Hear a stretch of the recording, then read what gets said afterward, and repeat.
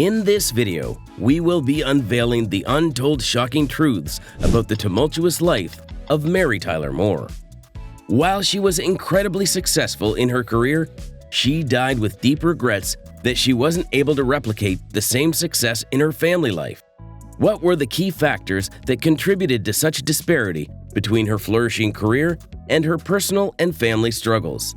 Why does she blame herself for her only son's death? Stay tuned to learn more. The oldest of 3 children, Mary started handling family responsibilities as a child. She was born in Brooklyn Heights, New York. Moore only made it as far as high school, and after her graduation in 1955, it wasn't long before she got her first employment as a dancing elf in appliance commercials. With the long list of responsibilities she was faced with, Mary understood that she needed to get comfortable with working overtime if she ever wanted to get close to making ends meet. At age 17, the young actress appeared in over 39 TV commercials in 5 days. Considering her wealth of experience in the industry matched with her bull work rate, her first television role was a huge letdown. They won't even show her face. Only her legs and voice made the part. Although this was a huge disappointment, Moore wouldn't let it get to her. She maintained the same energy, and it wouldn't be long before her hard work would start getting noticed.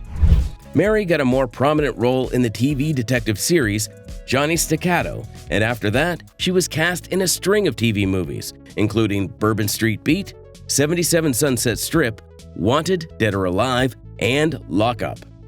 1961 was her lucky year as she was featured in what might probably be the most notable role in her career. She was cast as Laura Petrie in the American television sitcom Dick Van Dyke. Laura was an absolute joy to watch in the show, and at her time, she was a different breed of TV mom. For her performance in the show, she won 2 Emmy Awards. At the award ceremony, Mary made this shocking statement: "I know this will never happen again." It startled her audience at that time, but believe it or not, Mary didn't think she got that award all fair and square. Why? The actress was given an unfair advantage by the show producer, Danny Thomas. Before Mary got the Laura Petrie role, she had auditioned for the Danny Thomas series Make Room for Daddy. While she didn't get a call back, her name left a remarkable impression. Danny Thomas, after the audition, remembered her as the girl with 3 names, and so it was easier to recommend her for her role in Dick Van Dyke.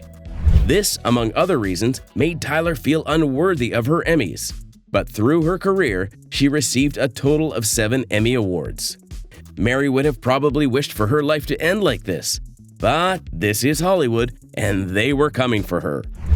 And one of the reasons for that is because she stood up for her right to wear pants. It may sound absurd now, but it was a big deal back then. It's no surprise to see a woman wear pants on screen these days, but back in Mary Tyler's days, news like that made headlines. The producers and writers of the Dick Van Dyke Show had created the Laura Petrie character with conservative dresses in mind, but Moore was not tolerating that. She insisted that she wore pants, arguing that the television's portrayal of the housewife was far away from reality. The sponsors of the show were worried about Moore's latest experiment. Their concerns grew even more when they learned that the pants were tight at the rear end. Still, they gave their permission, only on the condition that she was not to wear it in more than 1 scene per episode. But soon enough, as Moore continued to persist, it started growing on them, and they would allow her to have her way. Laura was not the first lady to wear pants on television. Lucille Ball and Vivian Vance wore them on I Love Lucy in the early 1950s. However, Moore was able to make an even louder statement with her wardrobe choice, influencing a lot of people in the process. Many believed that because of Mary's capri pants, Samantha could wear whatever she wanted in Bewitched, and Marianne could pose around in shorts on Gilligan's Island. At that time, she didn't think of it as a feminist stance. She was only trying to depict what housewives in reality were used to. However, while she is being a great role model to people in her career, the same thing may not be said about her impact on her family.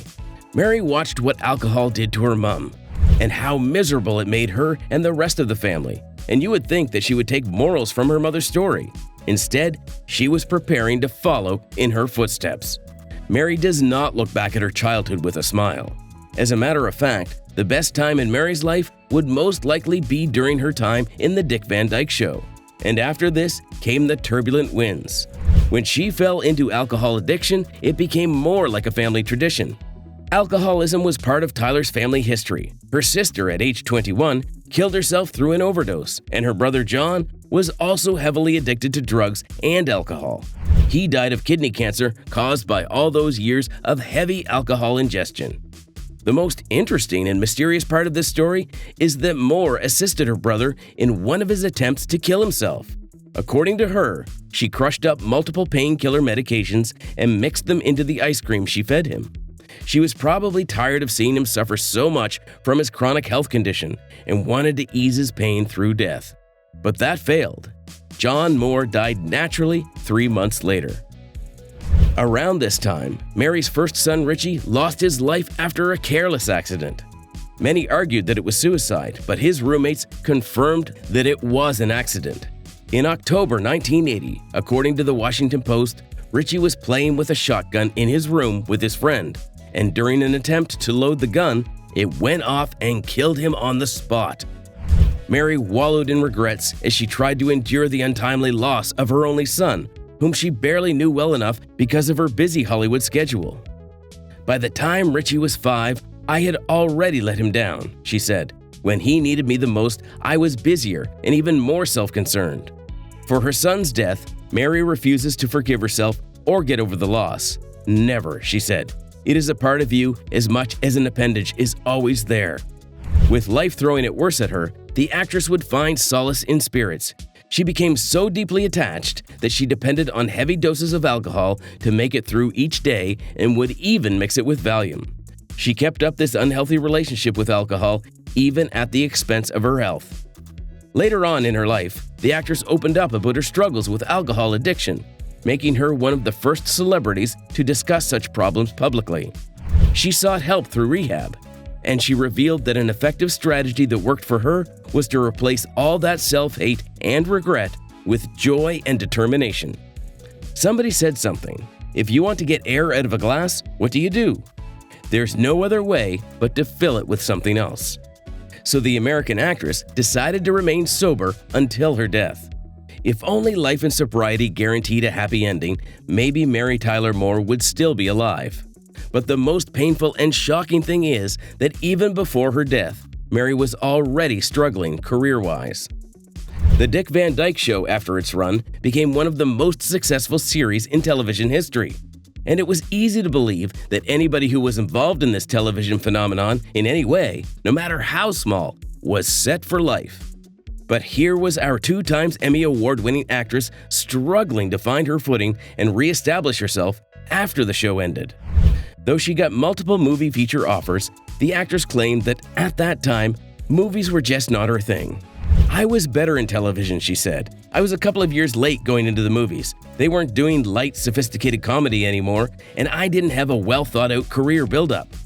Seeing that the industry wouldn't do it for her, together with her first husband, Grant Tinker, Mary Tyler launched The Mary Tyler Show on CBS. The show was a major hit, receiving lots of praise from fans and critics alike. The show recorded a groundbreaking achievement during its 7-year span. It won over 29 Emmy Awards, the very first of its kind in television history. It only lost this position to Frasier after it won its 30th Emmy in 2002. At the end of the 6th season, the writers and producers of the MTM show decided that the 7th season was going to be the last. Not because there was a drop in quality. They just wanted to end things in style while their writing and creativity were still fresh. The MTM show was a record-breaking series for so many reasons, but chief among all would be that it redefined femininity and modeled a lifestyle where a woman could succeed without dependence on men. But when you look at it on the flip side, the show turned out to be a great thing for everyone except for Mary Tyler. It decorated her with fame and riches during its run, but after it ended, Mary's struggle to continue staying relevant began. She would never find success like this before, and slowly, her career followed a downward spiral until it hit rock bottom. She tried to continue with television, but that was unsuccessful. She did Broadway, but that was also disappointing. she only managed to find success in films, but slowly, she was coming face to face with the reality she had been avoiding. Her last dance in the industry was getting closer. Relevancy in her career was not the only thing Mary had to grapple with. She also faced a lot of challenges in her relationships. She stayed single and divorced on screen, but behind the scenes, Mary Tyler was active in multiple relationships and had been in 3 marriages. With very little parental support, Mary tied the knot for the first time at the young age of 18 with her teenage crush, Richard Carlton Meeker. He was 10 years her senior. Rumors had it that they were next-door neighbors, and that was how their spark began. After their marriage in 1955, the couple welcomed their first child, Richard Jr., who died of an unfortunate gun accident while in college. Mary and Richard were together for 7 years. They divorced in 1962, citing irreconcilable differences. Moore said "I do" the second time to American television executive Grant Tinker. The news of their marriage made headlines, with so many media organizations tagging them as the perfect match. Here was a young, talented Mary Tyler in union with established television producer Grant Tinker. It was like a match made in heaven, and they would live up to expectations after they formed their television production company, MTM Enterprises, which birthed the iconic Mary Tyler Moore Show. But rarely do we see relationships like this become happily ever afters. So, after 19 years of marriage, the couple couldn't keep it together anymore, so they called it quits. A lot of speculations were flying around on the reason for their divorce, but both parties were always uncomfortable sharing this in public. However, so many people believe that they separated because of the demands on their careers. All that time away from each other probably made their love sour and strained their marriage. After their divorce, the television stars maintained a professional relationship and continued to have deep respect for each other. Mary Tyler's third and final marriage was with New York-based cardiologist Robert Levine. They met for the first time when he was placed in charge of Mary's mother's treatment. They had tried to get through to her regular doctor, but he was unavailable, and Dr. Robert happened to be the one on seat for that day. It was far from love at first sight, but Levine would do all he could to win the actress's heart. And that she was 15 years his senior didn't seem to matter so much to him. At the time of their meeting, he had no idea that she was a television star. According to him, medical school took him away from watching shows like Dick Van Dyke and The Mary Tyler Moore Show. Anyway, they exchanged contacts that same day, and by the next weekend, they were already on their first date. The couple tied the knot a year after they met. It was Levine's first and only marriage, and Mary's third. Robert helped Mary with her alcohol addiction, but protested vehemently when the media tagged his wife as an alcoholic. She is not what you would call an alcoholic, the doctor told People magazine. That drinking was dangerous to her, the type of drinking that Mary does, which is basically social drinking.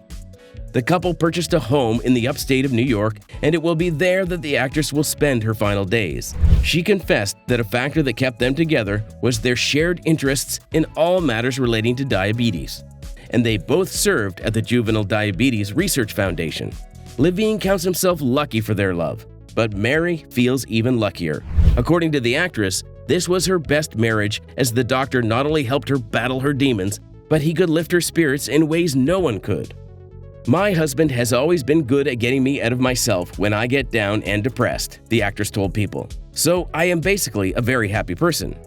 After her death, Levine would reveal a few secrets about Mary's life, especially in the 6 years leading to her death. He detailed her struggle with alcoholism, diabetes, and pressures from a dysfunctional family. According to him, with Mary's solid legacy in the acting industry, she still hated being an actress. She said she would always believe herself to be a failed dancer, as opposed to a successful actress. She had hoped that one day her dancing skills would attract praise from her parents, but unfortunately, that would never happen. True to her words, Mary did take the blame for her son's death to the grave. Levine called it one of the many tragedies she hid and locked away in the dark room. She didn't want to touch that pain, he said. And speaking of Mary's health challenges, diabetes was one of her biggest enemies when the camera stopped rolling. Her husband confessed that in the years leading to her death, the sickness made her almost completely blind. The symptoms were so severe that the actress was unable to read and could not walk successfully across the room without bumping into things. It all started after her miscarriage when she was 33. Weeks later, she was diagnosed with type 1 diabetes, and this strangled her dream of ever becoming a dancer. The disease grew even worse with Mary's addiction to alcohol, and just a year after her marriage to the doctor, she was checked in at the Betty Ford Clinic for severe alcohol dependence. All through the 5 weeks that she would spend at rehab, Levine never left her side. He would even dedicate a 2-week intensive research to study the fluctuations in his wife's blood and how the heavy drinking was affecting her. The diseases would not only cause her pain, but also abort some of her lifelong dreams. So Mary would swear and make sure that the next generation would never go through anything she suffered. Together with her husband, the actress dedicated her time, energy, and resources to fighting diabetes. She helped raise billions of dollars to support diabetes research, and all who knew her affirmed that the last chapter of her life was all about advocacy and social purpose. Her smile was eternal. She made us better. She made me better. That's how I want the world to remember her. She was a special lady. I miss her. I miss her deeply, Levine shared as he fought back tears. January 25, 2017 was a sad day for the world as it mourned the loss of an icon.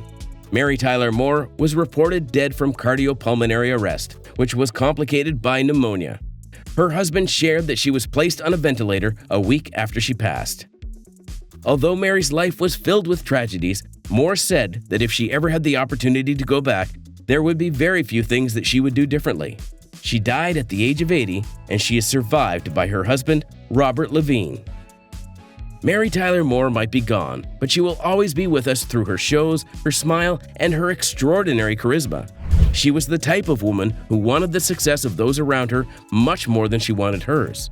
She fought for herself and the next generation until there was no more fight left in her. And for all this, we say thank you, and memories of you will forever live in our hearts.